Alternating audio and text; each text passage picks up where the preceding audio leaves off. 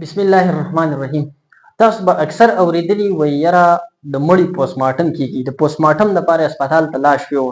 د پوسټ مارټم څه شی دی؟ کله کله داسې چل وشي چې یو انسان یې روغ رمټ انسان او دی را پرېوځي एकदम اچانک مړ شي، یا اوده شوی چې سار خلک راپاڅېږي سړی مړ. کله داسې وشي چې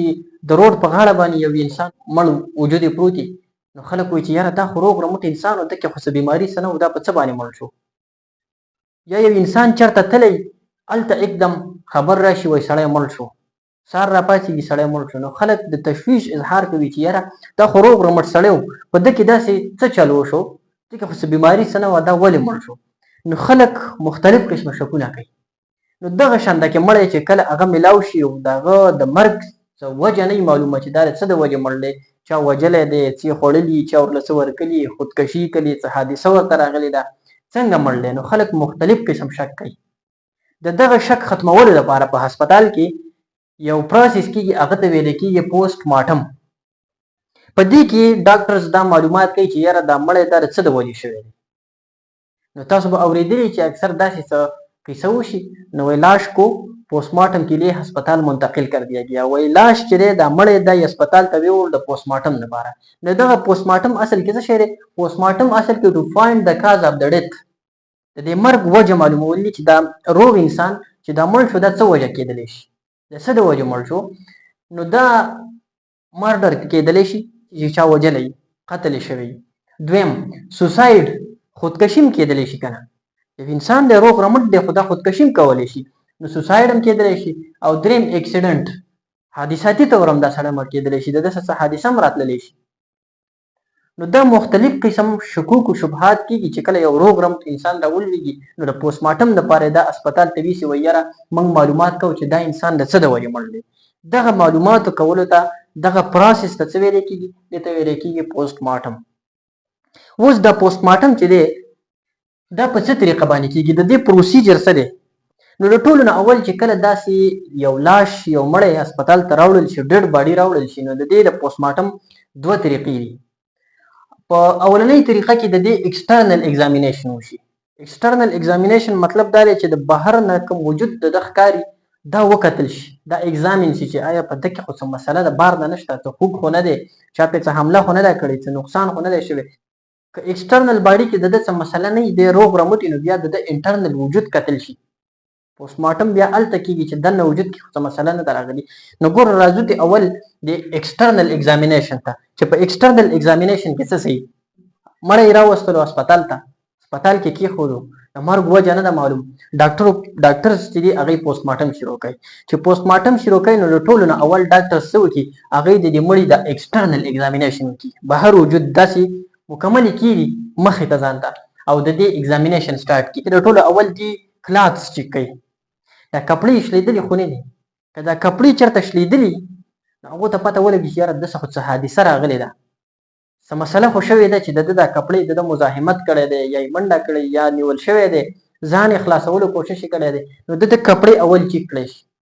دویم د ده په دې کپړو باندې رنګونه پې شته دی، یا پې وینه شته دی، یا دې باندې د زهرو اثرات یا د تیزابو اثرات په دې کپړو باندې. بټنې وشمارلی شي، کومې بټنې چې لګېدلي دې ته وکتل شي چې یاره د ده کومې بټنې خو میسینګ نه دي دي. نو که دغه چېرته شلېدلي د دې نه پته لګي چې د ده سره داسې څه واقعات راغلي دي چې د ده کپړو ته دا نقصان رسېدلی، بټنې یې کټ شوي دي، کپړې یې شلېدلې دي. نو د ټولو اول په ایکسټرنل ایگزامینیشن کې دی کپړې چیک کړي، کپړې او بټنې. که کپړې او بټن چې دي دا روغ وي، نو دې شروع وکړي د سر نه،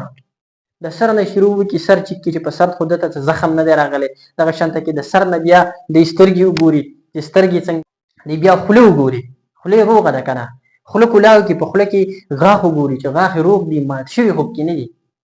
که چېرته غاښ یې خراب وي، خولې خرابوي، نو دیو ته ډاکټرز ته پته لګي چې یاره د ده څه مسله شوې ده. خو د مړي خوله چې ده که نه دا چې بند دی دا نه کولاوي، که کولاوي خو ویې ګوري، خو که بند دی نو دا نه کولاویږي. د دې لپاره ډاکټرز څه چل کوي چې دا په قینچي باندې دا خوله چې دی داسې شلی یو طرف ته بل طرف ته، نو چې ویې شلی کولاوي کې د دې غاښونه ټول مکمل وګوري. چې د غاښونو نه وروسته بیا دا روغ دی، مثال ښکته راشي، چیسټ سینه وګوري مخې ته چې یاره د ده په دې وجود باندې خو داسې څه ګزار مزار څه وینه چا وهلی خو نه دی. د دې علاوه بیا کوشي خېټې ته، خېټه وګوري، ابډامن وګوري. په ایکسټرنل ایگزامینیشن کې دا لاس نه دی، د لاس سکان دا وګوري چې دا بند دي که کولاو. که چېرته دا بند دي نو دا وګوري چې که دته چېرته څه مسله راغلي کیدای شي چې د په لاسو کې څه رانیولي د چا د جسم یو د وجود نه څه ویښته میښته څه شی پکې راغلي د ده څه په دې لاس کې په دې سوک کې بند شوي دننه په دې موټي کې نو دا ورله وګوري چې په دې کې خو څه نشته نو د دې کې څه میلاو شي نو په دې کې ډاکټرس ته بیا ډېره اساني په معلوماتو کې چې یاره د څه د وجې نه د مرګ شوی که چېرته د په لاسو کې دغه شانته کې د ده نیلز نوکان وګوري چې که د ده څه چېرته څه حادثه راغلي او د خپل کوشش کلی مزاحمت یې کلی کیدای شي د ده په دې نوکانو کې داسې څه شی ورغلي نښتي هغه نه موږ ته پته ولګي چې یاره د ده څه مسله راغلي څه شی په دې نوکانو کې راوړي دي نو دا ایکسټرنل ایگزامینیشن د څټ وګوري نیک څټ دا هم په ایکسټرنل ایگزامینیشن کې راځي په دې څټ باندې دوه قسمه نشانات راتلی شي که مثال په هغه وخت کې راځي چې کله د انسان پانسي شي که چېرته انسان پانسي شي نو په ده باندې د وی شیپ شکل راځي په دې نیک باندې وی شیپ مطلب دا چې داسې د پانسۍ دا رسۍ چې ده که نه دا داسې د مرۍ ته ور واچول شي نو دا داسې یو وی شکل جوړ کېږي رسۍ خو داسې د دې نه بره لاړه شي وی شکل او بیا بره ختلي که نه نو داسې د وی شکل جوړ شي نو که چېرته د ده په دې مرۍ او په دې څټ باندې د وی شکل جوړ شوی نو مطلب دا دی داسې پته لګي چې دا سړی پانسي شوی دی که چېرته په مرۍ باندې د وی شکل نه و جوړ شوی د او شکل جوړ شوی و نو د او شکل نه داسې پته لګي چې دا سړی دا دله په مرۍ باندې چا لاس ایښودی دی یا په مرۍ ته ورله څه شی ور اچولي دی او په هغه کې یې حصه ویستلې ده نو که د او شکل و نو د مرۍ نه مړ دی خو پانسي شوی نه دی او که د وي شکل نو مطلب دا دی چې دا پانسي شوی دی د سره دا لوبه شوې ده ښه دغه شانته کې ایکسټرنل وجود کې ټول وکتل شي چې دته داسې څه قصه خو نه ده راغلې نو که په ایکسټرنل وجود کې په ایکسټرنل ایگزامینیشن کې د ډاکټرس ته څه مخې ته راشي چې یاره د دې د وجې د مرګ شوی دی خو صحیح ده معلومات وشي دغه شانته کې په ایکسټرنل ارګنز کې د ده چې کوم پرایویټ ارګنز دي هغه هم وکتل شي میبي دا کېدلی شي چې د ده سره دلته څه مسله شوي سپیشلی که فیمیلز دي د هغوی سره دا کېدلی شي د ریپ کیسز کېدلی شي هغه د وجې نه د دې ړت کېدلی شي نو دا ایکسټرنل ایگزامینیشن اول وکړی شي په دې کې د پوسټ مارټم اولنی سټیپ چې دی هغه ایکسټرنل ایگزامینیشن دی چې ایکسټرنلی دا باډي مکمل چیک اپ وکړی شي چې یاره دته خو د بهر نه څه مسله نه ده راغلې که چېرته څه مسله راغلې وه ایکسټرنلی نو دته پته ولګي ډاکټر ته چې یاره د ده مرګ د دې پیسې نه شوی دی اوس د ده ایکسټرنل ایگزامینیشن وشو خو هېڅ څه پته ونه لګېدله نو چې پته ونه لګېدله بیا دویم سټیپ چې کوم شروع کېږي هغه د انټرنل ایگزامینیشن بیا ډاکټرز داسې کوي چې د وجود چې دی دا انټرنلی کولاوی شلی او د ده د دننه ارګنز ګوري چې دننه څه مسله شوې ده نو په انټرنل ایگزامینیشن کې ډاکټرز 3 میجر کیویټیز اوپن کوي چې په هغه کې یو دی ابډامینل کیویټي د ټولو نه اول ډاکټر څه وکړي د ده د ابډامین چې دی دا خېټه دا مکمل وشلی دویم چې دی که په هغه ځای کې څه پیدا نه شي تورکس کیویټي دا ځای وشلی که دلته هم څه پیدا نه شي نو بیا سکل او سپاینل کارډ ته ځي بیا هغه ځای راکولاوئ راځو یو ته وایو چې اولنی چې دی دا د ابډامینل کیویټي اوپن کوي ابډامینل کیویټي زه به لکه مثال تاسو ته دلته یو شکل د انسان جوړ کوم مثال چې دا یو انسان شو خیر شکل صحیح نشم جوړولی خو زه بیا داسې مقرر کړو دا یو انسان شو نو په دې کې اولنی سټیپ تاسو ته ما وویل چې هغه ابډامینل کیویټي اوپن کوي ابډامینل کیویټي دا مطلب چې دا انسان په دې ابډامین کې داسې کټ کړي چې دا کټ کې دا انسان مکمل راکولاوي کړي چې راکولاوي کې د ده سټمک راوباسي معده دا سټمک معده دا وګوري دا ډاکټر چې یاره ده خو چېرته داسې څه شی نه دي خوړلي چې په دې معده کې شته دی چې یاره یا زهر ورکړی شوي دي یا داسې څه کیمیکل څه خوراک څه شی ورکړی شوی چې د هغه نه د ده دا مرګ واقع شوی دی نو د ټولو نه اول په ابډامینل کیویټي کې دا معده بار ته راوباسي سټمک نو ډاکټرز دا ګوري چې په دې کې موږ ته داسې څه شی میلاو شي که په دې کې څه سبسټانس څه شی میلاو شي څه کیمیکل وغیره میلاو شي چې هغه نه پته ولګي یاره دې سړي ته دا خوراک ورکړی شوی دی یا یې دا کړی دی د دې نه د ده مرګ شوی دی نو اول هغې څه کوي په پوسټ مارټم کې سټمک کولاو کوي مثال په سټمک کولاو کو په سټمک کې هېڅ څه مخې ته رانله د سټمک نه وروسته بیا دې سمال انټسټاین کولاو کوي سمال انټسټاین ته لاړ شي او لارج انټسټاین ته مطلب زه به په سمپل پښتو کې تاسو ته وایم کولمې وړه کولمه دا کولاو کوي په دې کې وګوري چې یاره کېدای شي د زهر یا داسې خوراک څه شی کړي چې هغه نه دته دا مرګ شوی او دغه خوراک د معدې نه هضم شوی یو مخکې تللی کولمې ته تللی نو سمال انټسټاین کولاو کوي هغه پسې وګوري یعنی دا ځای داسې کولاو کړی، اول ته معده راوباسي، بیا د دې نه وروسته دلته معده کې څه پیدا نه شو، د سمال انټسټاین چې کوم دی دا راوباسي، دا وګوري کولاوي کې چې وړې که په دې کې کیدای شي داسې څه موږ ته میلاو شي چې د هغه نه پته ولګي چې د مرګ د دې شي نه شوی. مثال د ده سمال انټسټاین هم کولاو کړو، په سمال انټسټاین کې هم څه راونوتل، د هغه نه وروسته بیا دی لارج انټسټاین کولاو کړي، لکه مثال کومه غټه کولمه چې ورته ویلی کېږي دا کولاو کړي. په دې کې وګوري چې یاره کېدای شي د سمال انټسټاین نه ترې لارج انټسټاین ته، نو هغه وګوري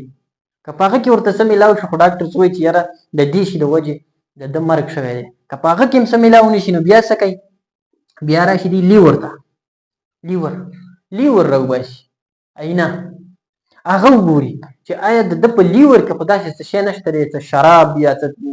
زهر وغیره دله ورکړی شوي دي چې د هغه نه د ده مرګ شوی دی، نو هغه وګوري لیور هم راوباسي. که په هغه کې څه میلاو شو خو ټیک ده معلومات وشو، که په هغه کې څه میلاو نه شي بیا په پوسټ مارټم کې دی یو دغه شانته کې راوباسي ټول هسې د ابډامینل کیویټي چې دا یې ټوله کولاو کړي نو یو ارګن یو حصه ترې راوباسي او ګوري، دغه شانته کې ګال بلیډر راوباسي هغه وګوري، بیا د هغه نه وروسته کډنیز ته راشي، ګردو ته راشي، د ګردو کې خو داسې څه مسله نه ده راغلی چې د هغه نه دلته دا ډیت شوی دی، دا مرګ شوی دی، کاڼي ماڼي یا بل څه مسله، نو د ده کډنیز راوباسي هغه هم ټول وګوري.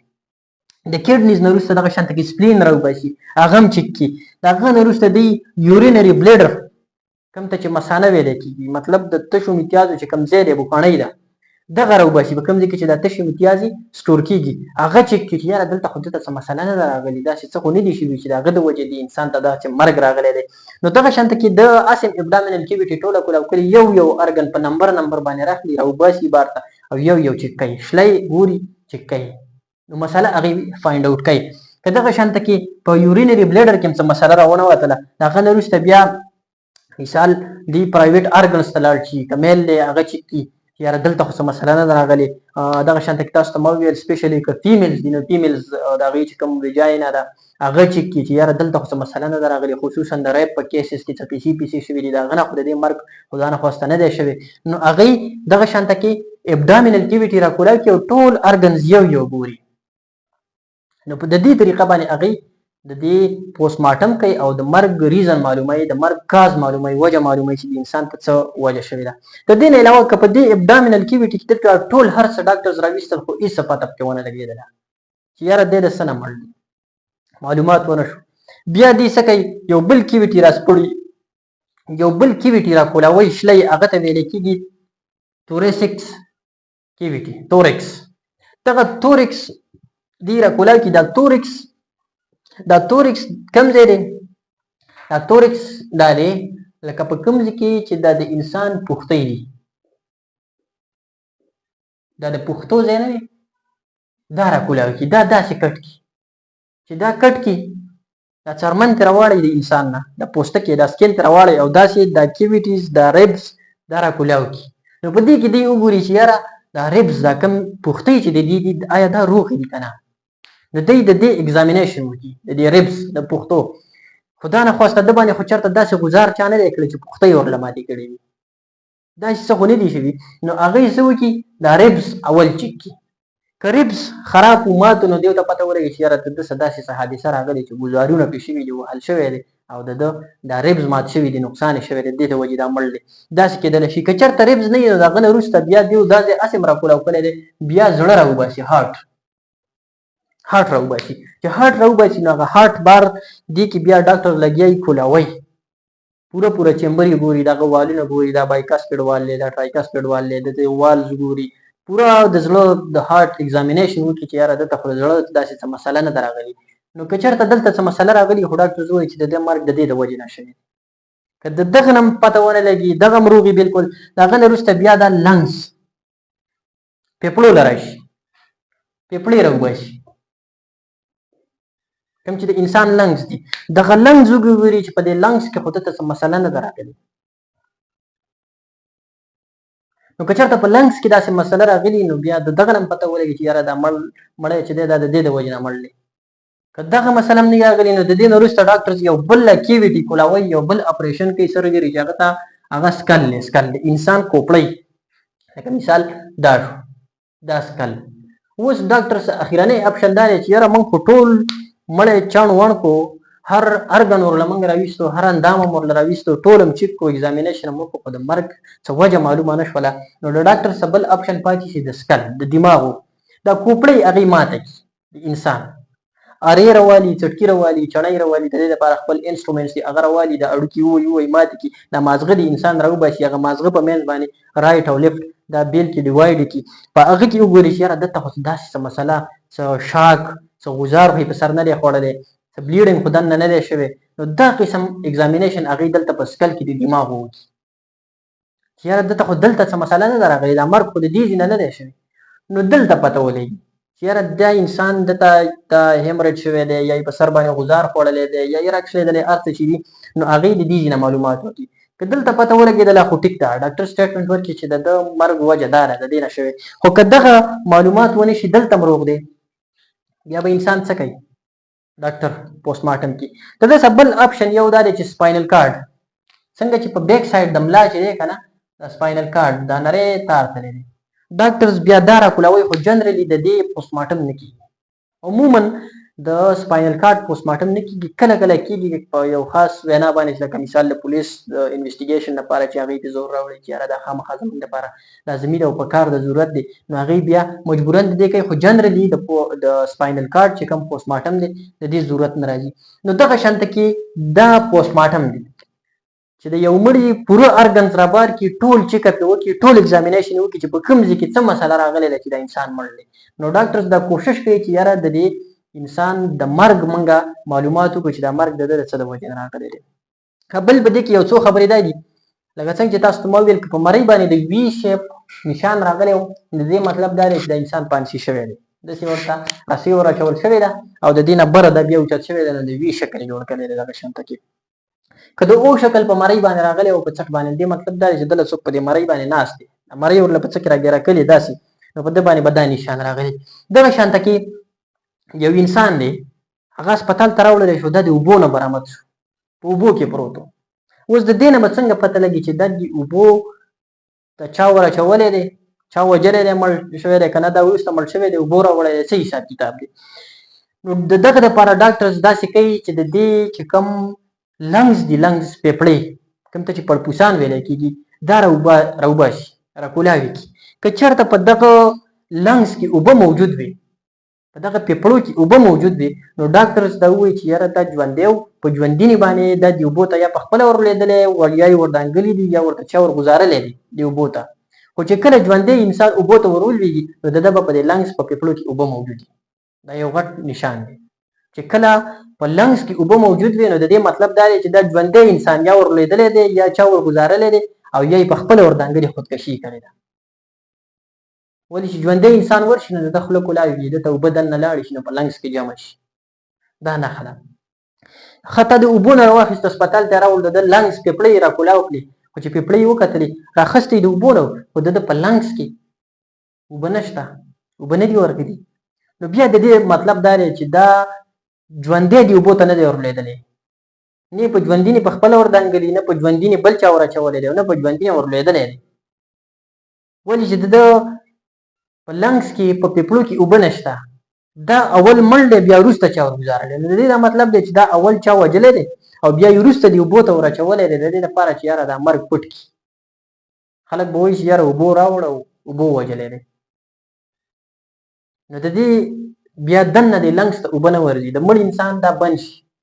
نو د ده لنګز ته اوبه نه ورځي. نو که په لنګز کې اوبه موجود وي، نو پوه شه چې دی په ژوندینې باندې دغه اوبو ته ورغلی دی، ځکه اوبه ورغلي دننه د ده لنګز ته. که د ده په لنګز کې اوبه نه وي، نو مطلب دا دی چې د مړ وجود چا ورګزارلی دی، یا پخپله ورلوېدلی یا اول یې وجلی دی او بیا یې وروسته ورګزارلی دی. دا بله خبره شوله. د دې نه علاوه بل یو د پوسټ مارټم دپاره راوړلی شو چې هغه سوی دی، مکمل اور یې اخیستی و او سوی دی. اوس د دې به څنګه پته لګي چې دا په ژوندینې باندې درته اور لګول شوی دی که نه دا په مړینې باندې چا سېځلی دی. نو د دې په پوسټ مارټم کې داسې معلومات ډاکټرز کوي چې که مثال د دې سړي د خپو د تلي به وکتل شي، که چېرته د دې انسان د خپو د تلي چې دي که نه دا نه وسوي، نو د دې مطلب دا دی چې ده ته په ژوندینې باندې اور ایښودلی شوی دی. ولې چې کله یو ژوندي انسان ته اور کېږي، نو دی د خپل ځان د بچ کولو کوشش کوي، دی ګرځي، دی تاویږي، دی منډې وهي. چې منډې وهي، د ده د خپو د تلي چې دي دا اور نه اخلي، دا بچ پاتې شي، دا مکمل نه سوځي. نو چې د خپو تلی پوه شه چې دته په ژوندینې باندې اور لګېدلی دی، یا که ځان ته په خپله لګولی او که چا ورته لګولی، خو په ژوندینې ورته اور لګېدلی د منډې وهلي د خپو تلی بچ پاتې شوي. خو که چېرته تا وکتلو چې د ده د خپو د تلیم مکمل شوي، د دې مطلب دا دی چې دی د مخکې نه ډېډ باډي وه، د مخکې نه مړ و، بیا ورته وروسته چا اور ایښولی دی، ځکه یې د خپو تلیم مکمل شوي دي. ولې چې هغه خو بیا نه ګرځي، چې نه ګرځي په ځي باندې پروت وي، نو د هغه د خپو تلي او ټول وجود یې وسوځي. نو د دغه نه بیا دا معلومیږي چې دا سړی یا مخکې چا وجلی